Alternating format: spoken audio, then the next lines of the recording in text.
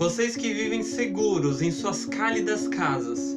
Vocês que, voltando à noite, encontram comida quente e rostos amigos. Pensem bem se isto é um homem que trabalha no meio do barro, que não conhece paz, que luta por um pedaço de pão, que morre por um sim ou por um não. Pensem bem se isto é uma mulher, sem cabelos e sem nome, sem mais força para lembrar, vazio os olhos, frio o ventre, como um sapo no inverno. Pensem que isto aconteceu. Eu lhes mando estas palavras. Gravem-nas em seus corações.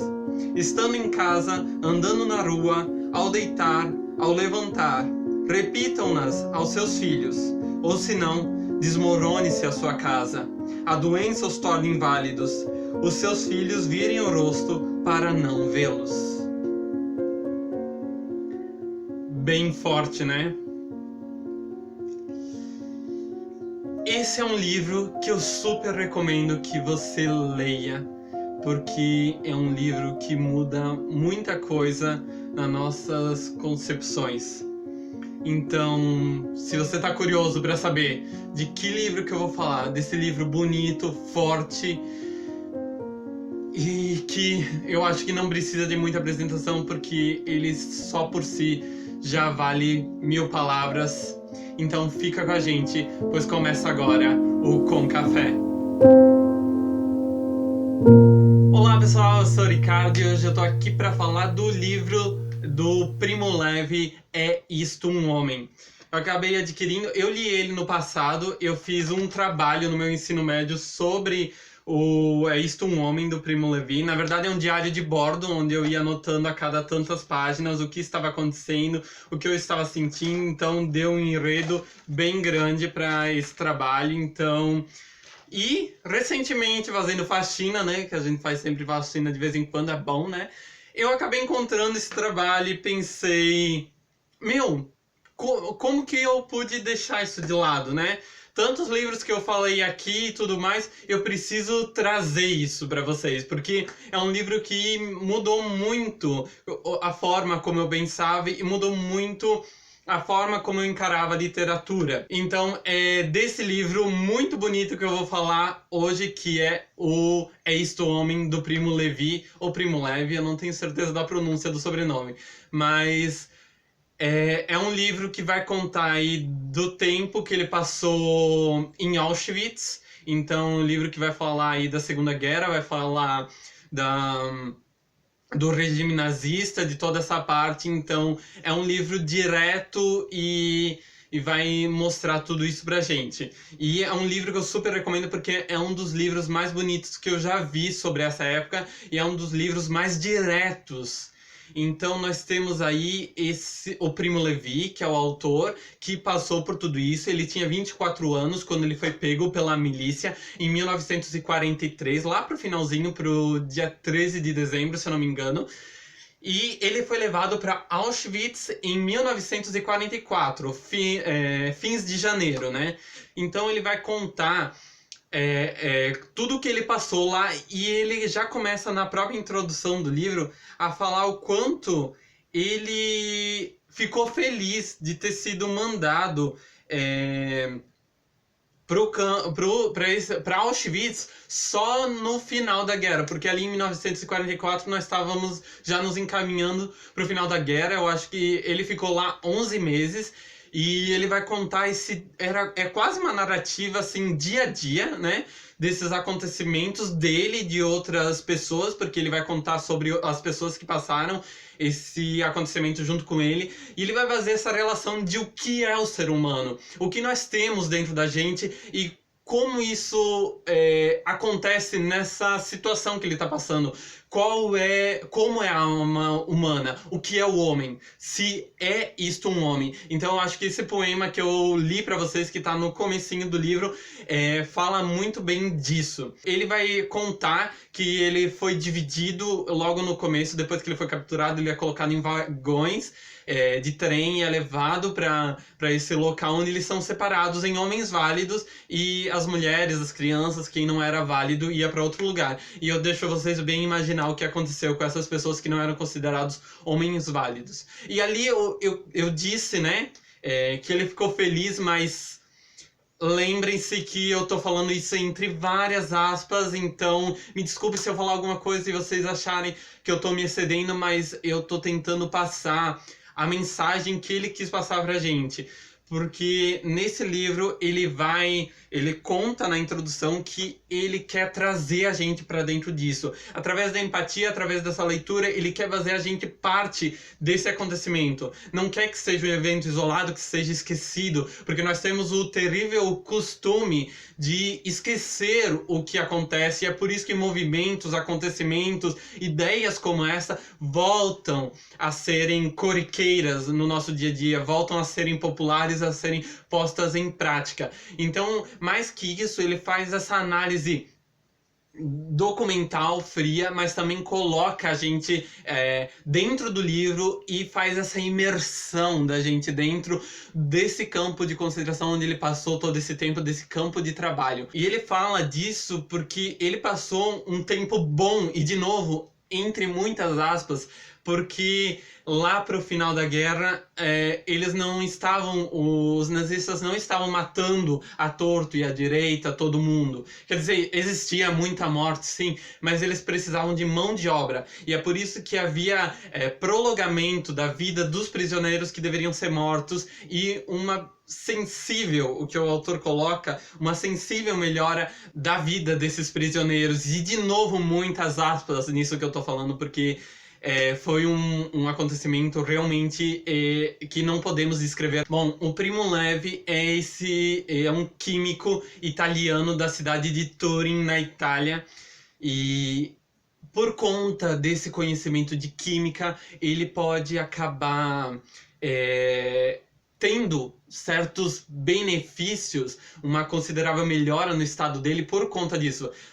Claro, mais lá pro final, porque no começo ele é como qualquer outro prisioneiro sem nome, sem identidade, que é uma coisa que ele coloca muito, que eles não são mais seres humanos, então há uma desumanização muito grande ali, né? Então é bem chocante, e em 1987 ele acaba falecendo.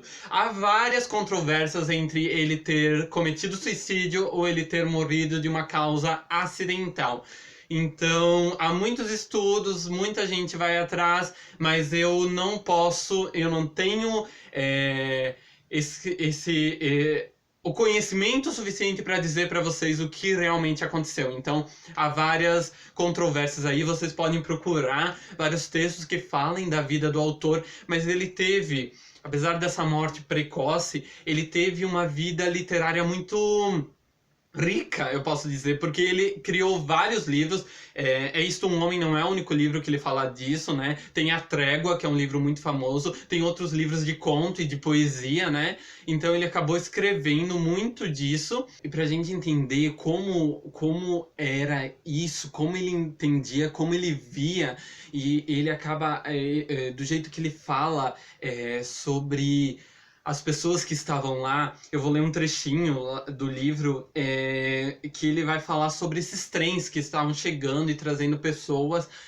Ele fala assim, ó: a sua vida é curta, mas o seu número é imenso. São eles os submersos. São eles a força do campo, a multidão anônima, continuamente renovada e sempre igual, dos não-homens que marcham e se esforçam em silêncio. Já se apagou neles a centelha divina.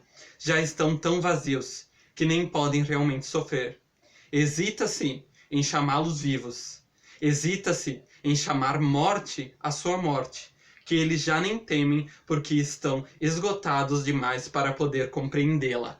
Então nós vemos todo esse papel de desumanização, onde ele vai falar disso. E nós vemos que eles não são mais tratados como pessoas. E outra coisa que acontece aqui, e que torna esse livro uma narrativa que mostra algo a mais, é a desumanização dos vigias, do pessoal da SS que cuidava lá dos campos. Eles também não eram considerados humanos, eles também eram desumanizados. Esse livro também não vai falar da força da luz, da força da esperança, tanto que não tem espaço para isso. Então a gente vê ali numa parte que tem o Kun, que é ele agradeceu ao Deus dele por ele não ter sido mandado para a câmara de gás, mas sim a pessoa perto dele, outra pessoa no lugar dele. Então ele vai falar: Kun agradece a Deus porque foi escolhido. Insensato. Não vê na cama ao lado Beppo, o grego, que tem 20 anos e depois de amanhã irá para o gás, e bem sabe disso, e fica deitado olhando fixamente a lâmpada, sem falar, sem pensar. Não sabe Kun que da próxima vez será a sua vez? Não compreende que aconteceu hoje uma abominação que nenhuma reza propiciatória, nenhum perdão, nenhuma expiação, nada que o homem possa fazer chegará nunca a reparar? Se eu fosse Deus, cuspiria fora a reza de Kun.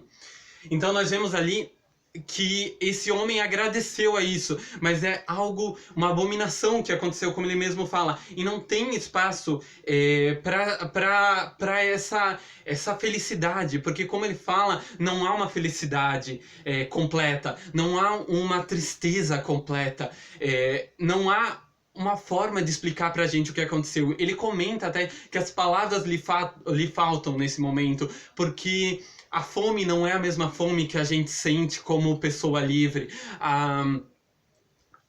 O frio não é o mesmo frio que a gente sente como uma pessoa livre.